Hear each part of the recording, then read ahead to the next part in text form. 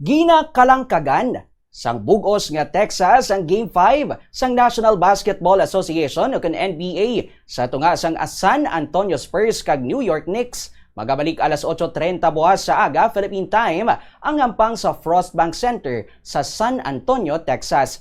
Do or die match ini para sa Spurs matapos nga nalaga sang Knicks ang 29 points nila nga abanse sa Game 4 nga mao subong ang greatest comeback sa maragtasang NBA Finals. 3-1 ang serye kag pananglitan magdaog pagidliwat buwas ang Knicks. Koronahan na sila bilang NBA champion sa labing unang ation sa sulod sang 53 katuig. Sunod kay Bombo Rufino Pinoy Legarda Gonzales, international correspondent sa Texas, USA, halos 45% sang tickets sa 20,000-seater stadium sa San Antonio ang ginbakal na sang basketball fans halin sa New York kag New Jersey. Sandig sa popular resale service nga TickPick, 37% sang tickets ang may billing zip codes nga New York, samtang 8% naman ang New Jersey.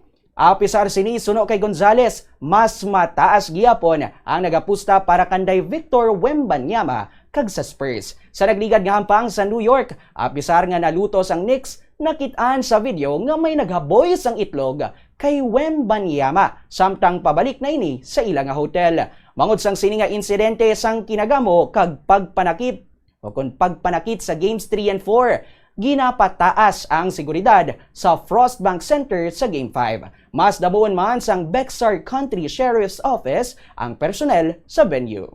Excited gid ang bilog nga Texas ka makabalos no ang San Antonio Spurs sa New York Knicks. Ate kay manugdaog sa tani 29 points ito sa lapit 30 points. The greatest, biggest comeback no sa NBA Finals history. Gahaom gidya ang taga Texas nga makabalos. Makati 3-1 nga mahimo ini 3-2. Pero ang mga New York naman, kag New Jersey nga mga fans, nagahaoman sila nga diri pa lang sa sa San Antonio, madaog sila. Ano pa? Almost 50% sing ticket sa 20,000 seater no nga stadium sing San Antonio Spurs ginbakal sing mga taga New York kag sing mga taga New Jersey. Nabatian si Bombo Rufino Pinoy Gonzales.